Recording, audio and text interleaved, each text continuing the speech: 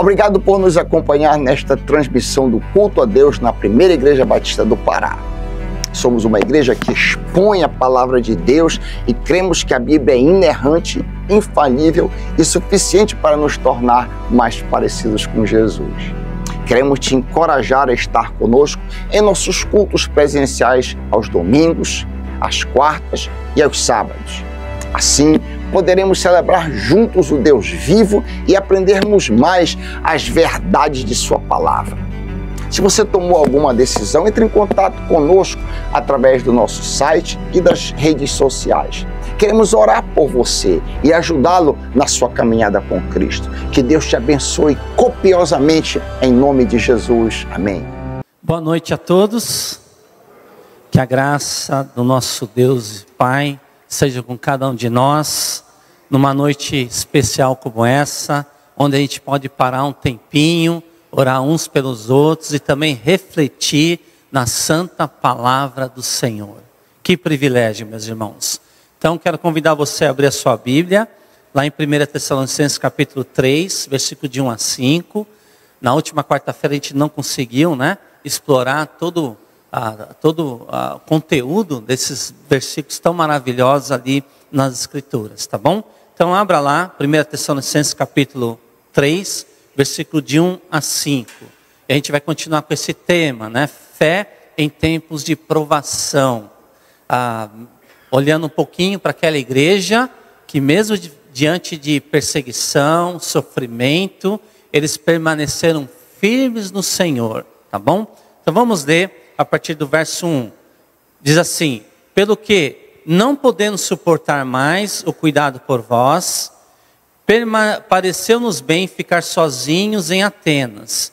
Enviamos nosso irmão Timóteo, ministro de Deus no Evangelho de Cristo, para, em benefício da vossa fé, confirmar-vos e exortar-vos, a fim de que ninguém se inquiete com essas tribulações. Porque vós mesmos sabeis que estamos designados para isto, pois, quando ainda estávamos convosco, predissemos que íamos ser afligidos, o que de fato aconteceu e é do vosso conhecimento. Foi por isso que, já não me sendo possível continuar esperando, mandei indagar o estado da vossa fé, temendo que o tentador vos provasse e se tornasse inútil o nosso labor. Então até aqui a leitura da palavra do Senhor. O apóstolo Paulo aqui, ele se encontra na cidade de Atenas, depois desse período breve que ele ficou plantando igreja em Tessalônica. Ele tem assim uma expectativa de poder receber notícia daquela igreja em primeira mão, para perceber o que estava acontecendo ali. Se aqueles irmãos ainda continuavam firmes numa fé genuína em Cristo Jesus, mesmo em face à hostilidade, à perseguição que eles estavam passando naquela época. E a gente conversou a semana passada que a fé em tempos de provação é uma fé que se importa. O apóstolo Paulo poderia ter cruzado os braços. Como um bom apóstolo evangelista, ele poderia falar: minha parte eu já fiz. Mas não, uma fé genuína, conectada com o Senhor, é uma fé que se importa. E ali ele, em Atenas, ele procura saber de informações, mesmo centenas de quilômetros de distância. Ele quer ouvir como é que está a saúde espiritual, a fé daqueles irmãos de Tessalônica. Então ele chega em Atenas, ele, Silas e Timóteo. O que ele faz? Naquela cidade desconhecida de Atenas, que era extremamente desafiadora aquela cidade, ele libera Timóteo a voltar para Tessalônica e buscar levantar mais informações.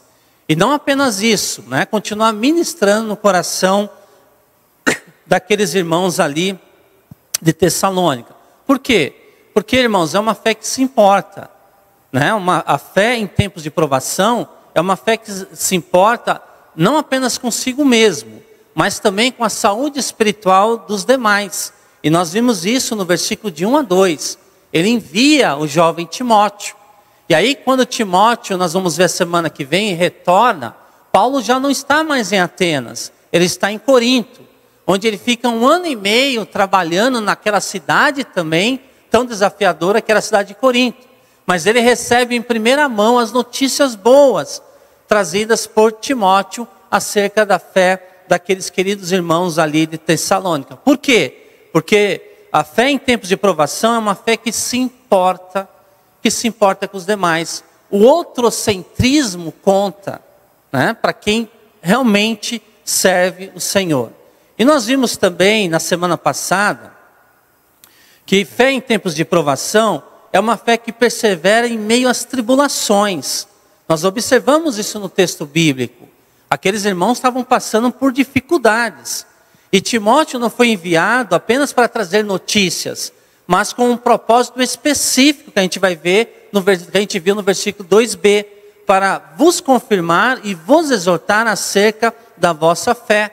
Paulo então ele envia Timóteo não apenas para fazer, né, essa atualização de informações da igreja, mas ele também tinha a preocupação de confirmar de que Timóteo estivesse ali para estabelecer os fundamentos ainda da fé cristã na vida daqueles irmãos e assim fortalecer, né, como quem finca uma estaca no chão.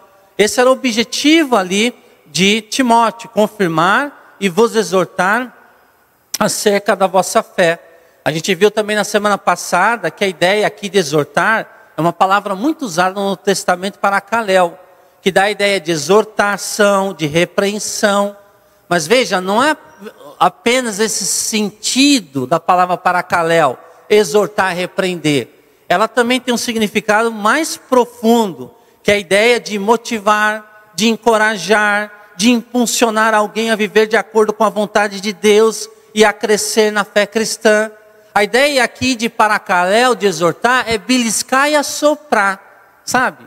Quando você se machucava, pelo menos na minha época, meu pai chamava do lado, eu ralava o joelho, ele vinha com uma coisa chamada metiolate. Eu acho que vocês não conheceram, né? Por quê? Para não pegar infecção e piorar o ferimento, né? Ele passava aquele metiolate, ele me exortava com aquele tal de metiolate, aquilo ardia até a alma, meus irmãos, arrepiava toda a alma, né? E depois que ele fazia, soprava, passava um bálsamo, consolava. Então essa era a ideia que a gente vai ver nesse texto, tá? Timóteo, evangelista, ele foi para lá para exortar e também para confirmar a fé daqueles irmãos. Com que objetivo? Para que ninguém fosse abalado nessas tribulações. Ou seja, a ideia de ficar instável, né? E conforme a maré, de um lado para o outro. Então o objetivo era que as tribulações não desviassem a fé daqueles irmãos. E a palavra aqui, tribulação, que a gente vê no texto, né? Ela tem essa ideia assim de uvas prensadas, como a gente viu na semana passada também, né? Aflições, tribulações aqui são aflições e dificuldades que advêm por sermos cristãos. Quando é usada essa palavra, né, tribulação, no Novo Testamento, que a língua, na palavra grega é tripsis, né? Essa é a palavra grega, ela sempre vem com esse contexto, dificuldades, perseguições, aflições, como resultado de você manter uma fé firme e genuína no Senhor. E às vezes isso vai incomodar. Às vezes as pessoas que estão nas trevas, elas não conseguem enxergar essa maravilhosa luz que vem de Cristo Jesus através da sua vida. Então Paulo está mostrando para aquela igreja e também para Timóteo a necessidade de que essa fé persevere em meio às tribulações. E hoje nós vamos então à noite continuar mostrando que fé em tempos de provação também é uma fé que vive sob ataque, mas triunfa. Vê lá no versículo 5. Então fé em tempo de provação é uma fé que vive em constante ataque, mas triunfa para a glória do nosso Deus. Diz assim: foi por isso que, já não me sendo possível continuar esperando, mandei indagar o restado da vossa fé, temendo que o tentador vos provasse e se tornasse inútil o nosso labor. Olha só, a preocupação de Paulo não era apenas com o sofrimento físico daqueles irmãos, mas com o impacto espiritual na vida dos irmãos de Tessalônica. Então ele vai dizer assim: por isso também eu, não podendo esperar mais, mandei-os saber da vossa fé, no versículo 5. A repetição da expressão não podendo esperar mais aparece também no versículo 1, enfatizando a sua profunda preocupação com o estado espiritual daqueles irmãos. Por quê? Porque para quem serve o Senhor, né, vai sofrer ataque.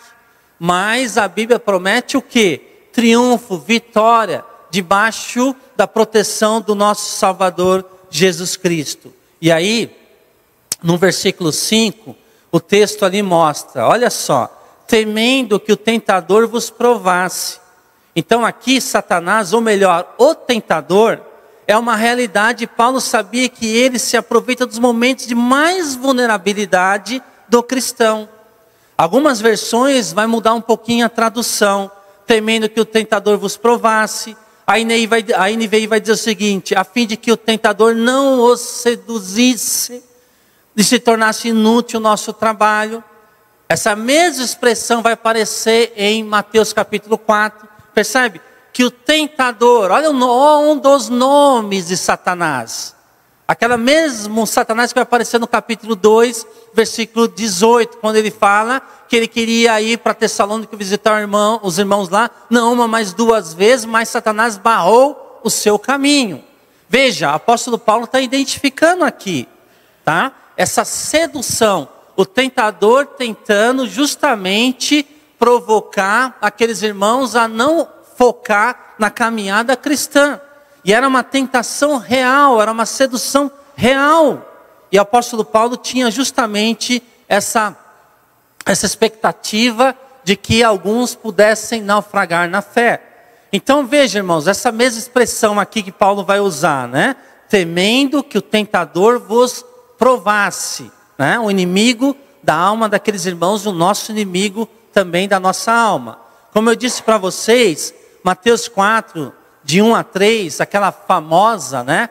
A cena de Jesus indo para o deserto, e ele passou 40 dias jejuando e orando. Diz assim: a seguir Jesus foi levado pelo Espírito ao deserto, para ser tentado pelo diabo. Verso 2, e depois de jejuar 40 dias e 40 noites, teve fome. Versículo 3, então o tentador, aproximando-se, lhe disse: se és filho de Deus. Está lá na Bíblia. A expressão aqui é a mesma de Tessalonicenses, o tentador. Então, Paulo atribui certos eventos à ação direta de Satanás, que aqui no capítulo 3 é identificado como o tentador. Então Paulo ele tinha essa visão correta de algumas lutas que acontecem na vida de quem serve ao Senhor. Então, por quê? Porque o apóstolo Paulo vai mostrar para que o nosso trabalho não viesse a ser inútil. Então a preocupação pastoral se estende aos frutos do ministério. Seria uma tragédia se todo esforço evangelístico fosse perdido, se aqueles irmãos se deixassem seduzir pelo tentador. Então Paulo orienta Timóteo, envia Timóteo para que eles fortalecessem aqueles queridos irmãos de Tessalônica. Meus irmãos, no Novo Testamento, a mesma palavra grega, né, ela é usada para tentação e provação. Queria falar um pouquinho rapidamente hoje à noite. Tem uma palavra no grego que ela, dependendo do contexto, ela tem dois significados, duas traduções diferentes. Que o pessoal que traduz a Bíblia, uma comissão de homens compromissados com as Escrituras, eles resolveram, dependendo do contexto, traduzir de forma diferente. O termo grego é peirasmo, que pode ter dois significados distintos. Como eu disse, dependendo do contexto da palavra de Deus. Ela pode significar provação, ou ela pode significar tentação. É o contexto das Escrituras que vai mostrar o significado dessa palavra. Então, o termo grego, peirasmo, pode ter dois significados diferentes, dependendo do contexto. O primeiro significado pode ser de provação, ou seja, um teste que visa revelar o caráter, a fé ou a integridade de alguém, com o propósito de aprovação. Então, às vezes, essa palavra tem significado de testar. ela tem esse significado de provar, para ver que de fato o que tem dentro do coração, se existe integridade, se existe uma vida cristã autêntica. E agora também essa mesma palavra ela vai aparecer com outro significado diferente, que é o sentido de tentação. Ou seja, uma inclinação maliciosa ao pecado com a intenção de seduzir e levar à queda. Percebe? A mesma palavra, ela pode ter dois significados diferentes. Ou provação, ou teste, ou tentação, ou sedução ao pecado. Então, qual a relação entre provação e tentação? É importante observar que uma provação pode se tornar uma tentação, dependendo de como reagimos a ela.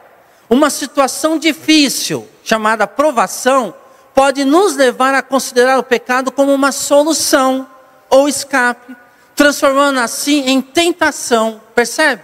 Às vezes a gente pode passar por momentos de provação, e aí dá um jeitinho brasileiro, optar por uma alternativa mais curta, um caminho mais curto, e com isso aquilo que era uma provação, se torna uma tentação, onde muitas pessoas acabam caindo nessa sedução. Logo, o que define o resultado é a resposta do nosso coração. A provação é para nos santificar. A tentação é para nos derrubar. Uma tentação é uma oportunidade de fazer uma coisa boa de maneira errada. Como, por exemplo, passar em uma prova é coisa boa. Mas colar na prova para passar é uma coisa errada. O prazer sexual é uma coisa boa. Mas o sexo fora do casamento é uma atitude, é uma coisa errada. Percebe? A provação visa o nosso fortalecimento. A tentação, a nossa queda. Percebe aqui? A nossa queda. E o tentador, justamente, ele se infiltra.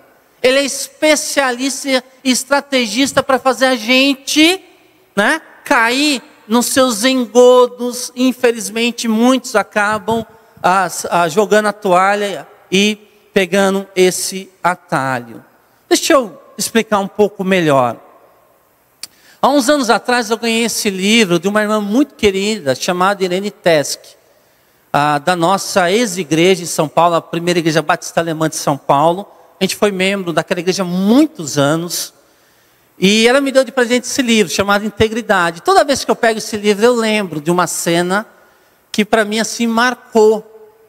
Um momento que eu estava passando por provação, que eu quase caí numa tentação. Eu tinha recentemente mudado para Curitiba de ministério, trabalhar em Curitiba numa igreja estabelecida ali, eu e a minha esposa. Mais ou menos um ano morando em Curitiba, eu fui participar de um evento para líderes, na Igreja Batista do Morumbi, em São Paulo. E eu liguei para um pastor que trabalhava lá, o pastor Gustavo, falei, olha Gustavo, nós éramos amigos, eu posso dormir na sua casa para economizar? Ele falou, não pode, vem para cá. Aí eu cheguei, só que eu cheguei um dia antes, eu errei um dia, o dia do início do evento, cheguei um dia antes. E aí ele me pegou e falou assim, ó, já que você está aqui, vai dormir em casa, olha, amanhã eu acordo cedo, eu trabalho na Batista do Morumbi, eu coordeno todo na parte assim, administrativa, de eventos, tudo, então você vai me ajudar. Eu fui. E eu lembro que, né, tinha mais ou menos, eu recebi uns 2.000, 2.500 líderes da igreja do Brasil todo, para justamente uma conferência de líderes. E eu no staff ali, com ele ali, num salão enorme, havia umas 100, 120 pessoas. E eu comecei a ajudar ali, ajudar na igreja, ajudar cá, já que eu cheguei mais cedo, não vou ficar de braços cruzados, comecei a ajudar. E eu lembro que no outro dia, que ia começar o evento, a gente chegou de manhã, tomamos café, e aí a liderança falou assim, olha, vocês que ajudaram aqui, com esse evento, vocês que se inscreveram no staff, ajudaram aqui no evento, vocês têm direito a pegar 2 livros. E havia vários livros que eu estava cobiçando. Eu falei, meu Deus, livros sobre liderança, de boas editoras, tal, sobre vida cristã, teologia. Ele falou assim, você pode escolher, todo mundo pode escolher 2 livros, pode pegar. E eu falei assim, não pensei 2 vezes, eu olhei para o pastor, né, ele sinalizou que podia, e eu peguei 2 livros, coloquei na minha mala, e de repente, né, participei do evento, cheguei na casa dele, e de repente o Espírito Santo começou a falar no meu coração, tá, mas esse era o pessoal que se inscreveu para trabalhar. Você chegou lá como voluntário. Na verdade, você não tem tanto direito a esses livros. Sim, talvez você ajudou mais do que aquele pessoal que estava no staff trabalhando, que se inscreveram. Mas é para quem realmente se organizou antes, se inscreveu. Aquilo começou a me incomodar, e aquilo que eu achava que, talvez aquela provação, tentação, e a luta interna no coração, eu falei assim, meu Deus, eu tenho que devolver, eu senti a consciência pesando. Aí no outro dia de manhã, com muito constrangimento, morrendo de vergonha, tirei os livros da minha mala escondida e coloquei em cima da mesa daquele salão lá e saí. Falei, tá bom, Senhor, ok. Aí havia muitas editoras, num salão anexo, expondo livros, e de repente aparece a irmã Irene Tesk, uma irmã muito querida, muito séria. E ela falou, como é que você está em Curitiba? Como é que está na Cláudia? Como é que está o novo ministério ali? Puxa, temos orado, tal. Ela falou assim, e aí, está gostando dos livros? Eu falei, tô. E aí, está adquirindo, quantos livros já comprou? Eu falei, não, eu vou esperar o momento certo, eu estou fazendo a lista de livros que de repente lá na frente eu vou comprar, mas agora não cabe no orçamento. Eu falei isso para ela, ela se despediu. Aí no último dia, naquele evento, ela chegou do meu lado e falou assim, pastor Isaías, você se incomodaria, se ela cuidava da livraria da Igreja Batista Alemã de São Paulo, falou assim, você se incomodaria se eu enviasse para você uma caixa com 100, 120 livros sobre teologia e liderança? Você se incomodaria? Eu olhei para ela, claro que não, minha irmã, claro que não. Você percebe? Claro, eventualmente Deus pode mostrar que vale a pena você não ceder à tentação. E esse foi um dos livros que veio sobre integridade, Então há momentos da nossa vida que a gente vai passar por provação. Mas o Espírito Santo é a palavra de Deus que norteia as nossas decisões, vai falar diretamente às nossas vidas. E aí o tentador vai nos seduzir a pegar atalhos. E Deus está falando assim, não vale a pena, seja íntegro.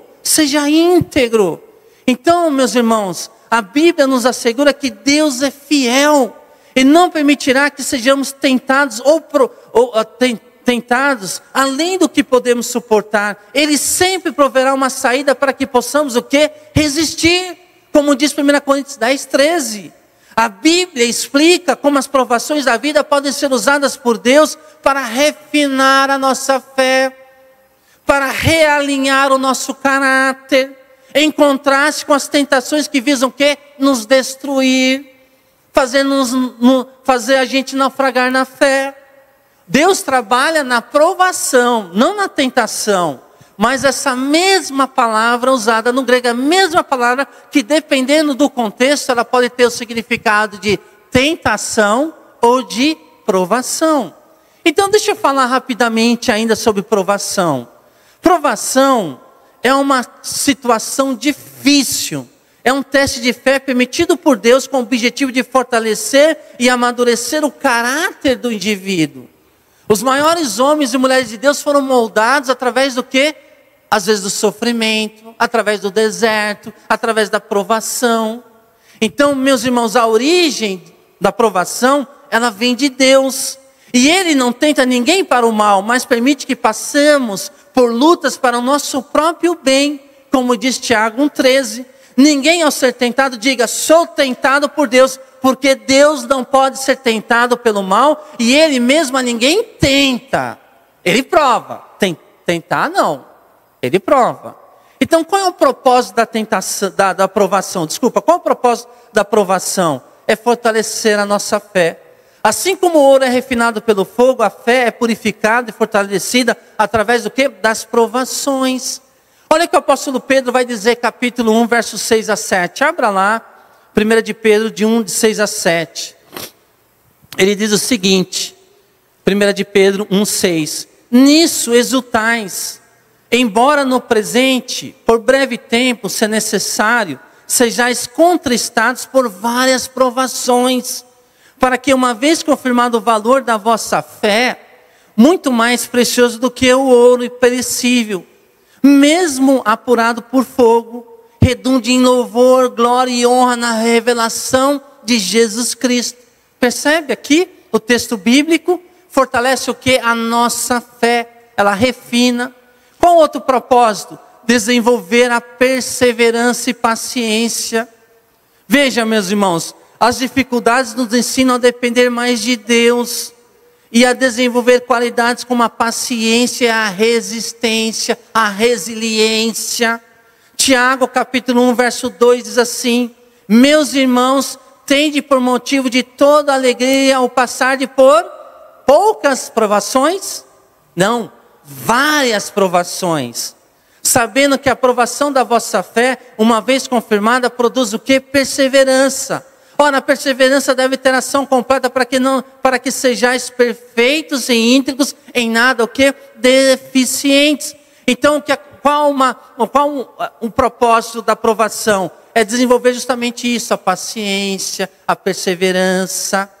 Qual outro propósito da provação? É revelar o que está no coração. As provações expõem nossas verdadeiras intenções e a profundidade da nossa devoção a Deus. Eu gosto muito de Deuteronômio capítulo 8. Abra lá Deuteronômio capítulo 8, verso 2 e verso 3. Olha o que Deus está dizendo para o povo de Israel. Ele chama a responsabilidade para si. Em Deuteronômio capítulo 8, versículo 2. Qual o objetivo da provação? É revelar o que está no nosso coração. Diz assim, Deuteronômio 8, verso 2. Recordar-te-ás de todo o caminho pela qual o Senhor teu Deus te guiou no deserto, esses 40 anos para te humilhar, para te provar, para saber o que estava no teu coração, se guardarias ou não os seus mandamentos. Ele te humilhou, olha só, e te deixou ter fome, e te sustentou com maná que tu não conhecias, nem teus pais o conheciam, para te dar a entender que não só de pão viverá o homem, mas de tudo que procede da boca do Senhor viverá o homem. Deus está dizendo assim, eu conduzi, eu fui o GPS de vocês, queridos aqui do israelitas no deserto. Porque eu fiz, eu humilhei, porque eu levei vocês 40 anos no deserto, para expor feridas, traumas, pecados, para que vocês fossem curados. Então a provação também tem essa viés importante, revelar o que está no coração, para que Deus trate. Um outro propósito da provação é crescimento espiritual, ou seja, nos impulsiona a buscar mais a Deus e a nos tornarmos mais semelhantes a Cristo. Romanos 8, versículo 28 diz assim: sabemos que Deus age em todas as coisas para o bem daqueles que o amam. Mesmo situações complicadíssimas, Deus não é pego de surpresa. Ele está escrevendo a história individual de cada um de nós para o louvor e glória do seu nome. E um dos elementos é o que? Sofrimento, provação, teste, que muita gente tenta evitar, mas é inevitável, e assim por diante. Nós vamos ver exemplos como a prova de Abraão, quando Deus pediu que ele sacrificasse Isaac. As provações pelas quais, como foi lido, o povo de Israel passou no deserto. As aflições de Jó, que embora provocadas por Satanás, foram permitidas por Deus para provar a fé, a intimidade de Jó melhorando diante do Senhor. Então provação tem esse aspecto. Agora o tentador, ele justamente se utiliza de algumas provações para fazer o cristão, infelizmente, abraçar a sua proposta indecente. Então provação é isso. O que é a tentação?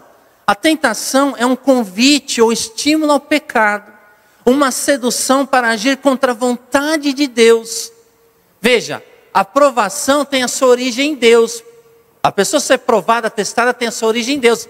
A pessoa ser tentada tem a sua origem não em Deus, mas em 3 fontes principais. Primeiro, a nossa própria cobiça, sabia?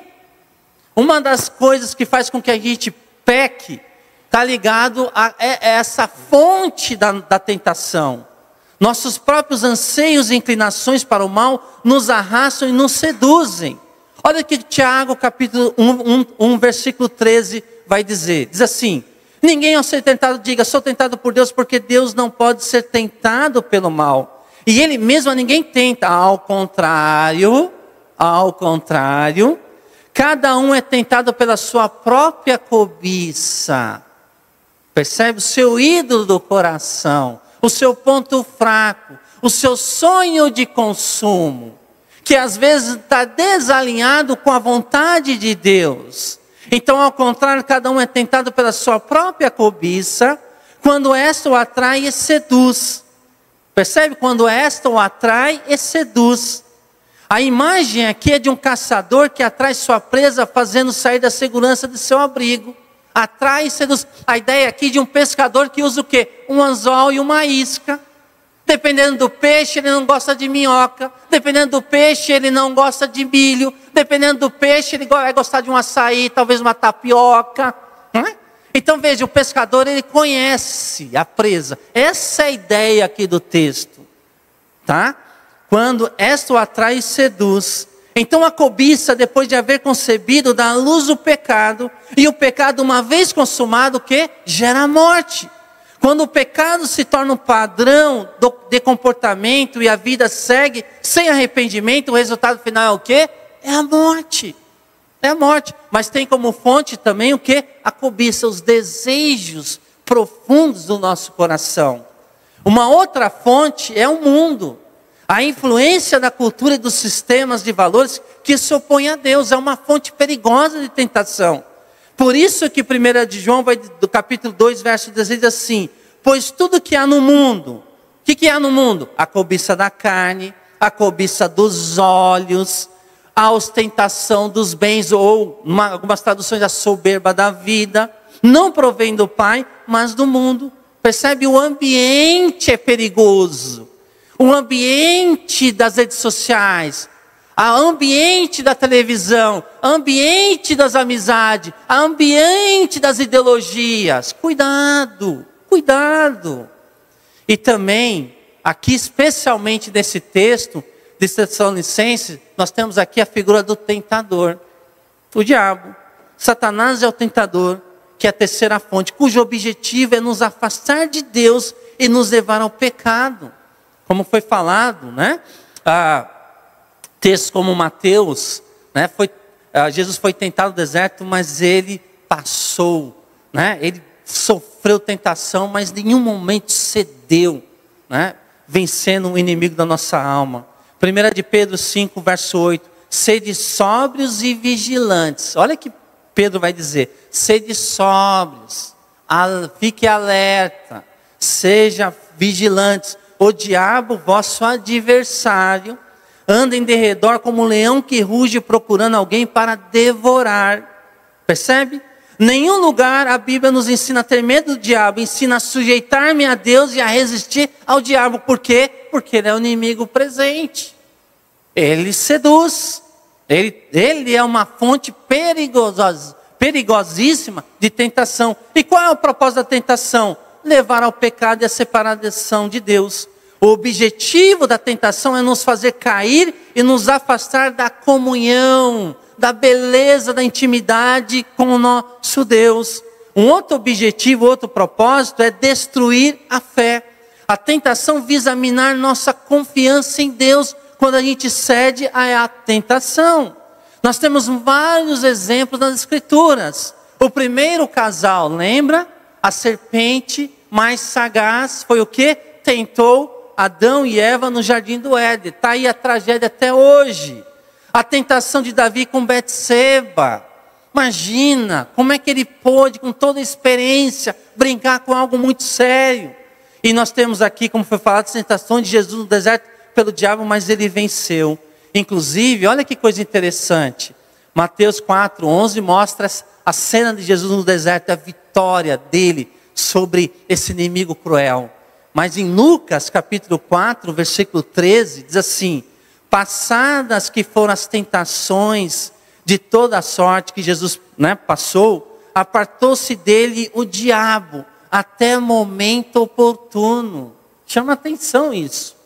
Quando Jesus deu um checkmate, no final ali dos seus 40 dias de jejum e oração, a Bíblia vai dizer que, passados que foram as tentações de toda sorte, apartou-se dele o diabo até momento oportuno. Até o momento oportuno. Se você teve o privilégio de ganhar uma batalha, jamais descanse e tire férias. No caso de Jesus Cristo, Satanás agora vai tentar Jesus usando os líderes religiosos, os próprios discípulos. Lembra Pedro? Não vai para Jerusalém não. Que isso não aconteça contigo, Jesus. Jesus foi tentado inclusive nas suas últimas horas de vida. Um dos ladrões da cruz falou assim: se tu és o Filho de Deus, desça dessa cruz, salve a si, salve a nós também. Olha que tentação. Até momento oportuno. Até o momento oportuno. Por isso que o apóstolo Paulo vai adjetivar Satanás como o tentador. Como alguém que trabalha dessa forma. Heber, é possível expor rapidamente, Heber, a única imagem aqui? Olha só, meus irmãos, não sei se você consegue enxergar daí. Tentação, então, é toda inclinação ao pecado que visa a prática do mal. É um convite. É um convite. Perigosíssimo, é um convite. Para você se distanciar do Senhor. Provação não, é testar a qualidade do caráter de um indivíduo, de uma irmã em Cristo, de um irmão em Cristo. Então veja, um pouquinho desse contraste aqui. Tentação visa o mal e a derrota. Provação visa o bem e a vitória. É o bem maior da pessoa amada por Cristo. A tentação busca o prazer do pecado. Pergunta para Davi se valeu a pena para Sansão. Aqueles minutos de prazeres custaram tão alto. Mas é isso. A busca ao prazer do pecado. Provação.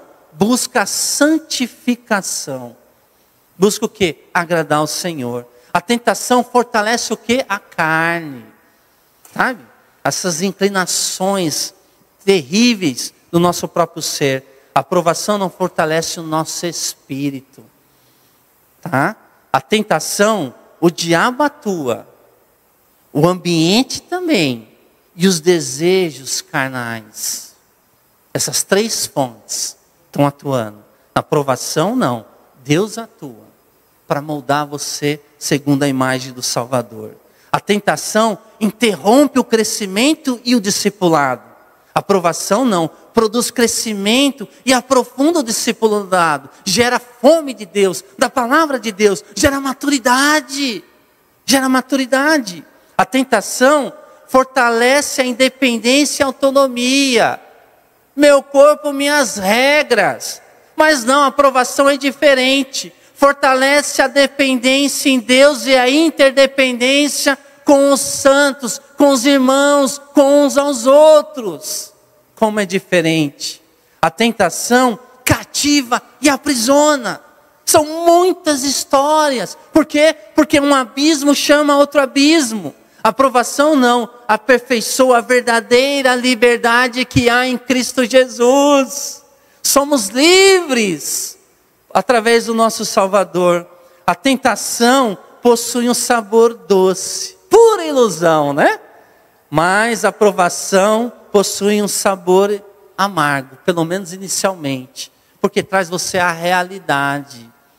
Não no mundo de utopia, a realidade da caminhada cristã. A tentação opera pelo engano. Aquilo que o pastor Raik tem pregado aos domingos, né? Nos últimos dias, o ministério do engano, da fraude. Satanás é especialista nisso. Essa é a ferramenta principal dele. Ele atua por meio do engano, mas a provação não. Ela atua pela verdade, alicerçada na suficiência das Escrituras. A tentação é escolhida. Veja, ela é escolhida. A provação não escolhe. E por muitas vezes você é enviado para o olho do furacão, né? Vai para o deserto. Mas Senhor, deserto?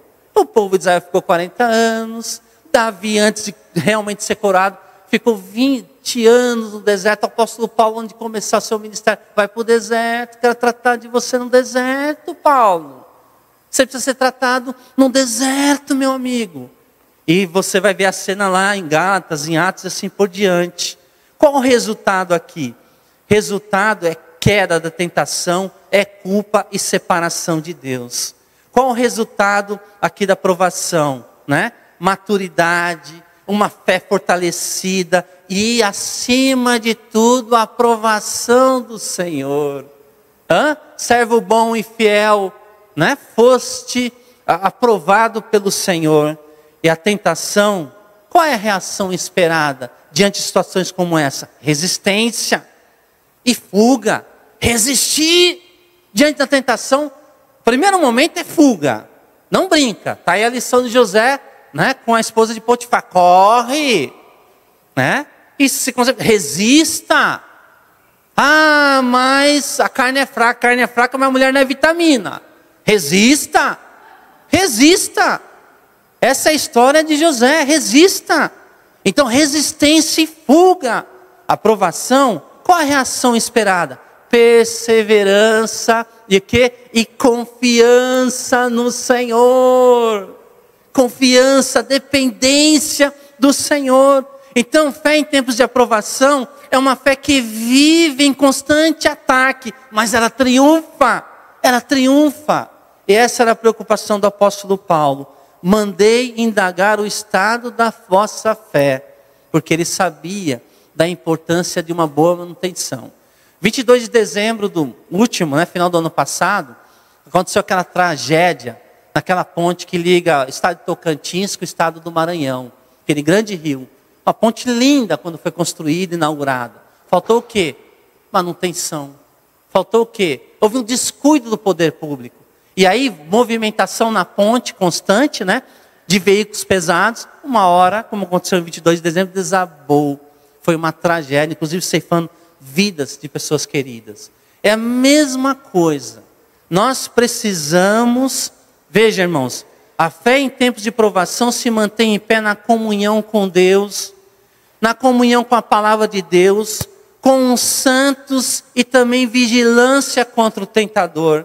Os Tessalonicenses nos ensinam que uma igreja, apesar de jovem e perseguida, pode se manter firme na fé.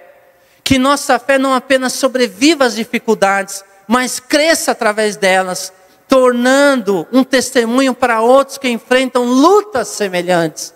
Hoje, convido você a identificar qual área da sua vida está enfrentando provação. E em vez de questionar a Deus por quê, pergunte a si mesmo, o que posso aprender com isso, Deus? Compartilhe sua luta com alguém de confiança da fé, permitindo que o cuidado seja uma realidade em sua vida. E finalmente comprometa-se a estar vigilante contra as tentações que surgem em tempos de dificuldade. Por isso que o apóstolo Paulo orienta aquela amada igreja.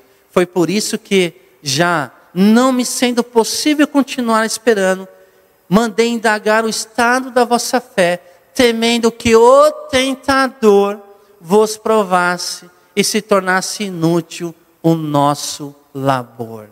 Que Deus nos ajude a cultivar uma fé genuína em tempos de provação. Amém?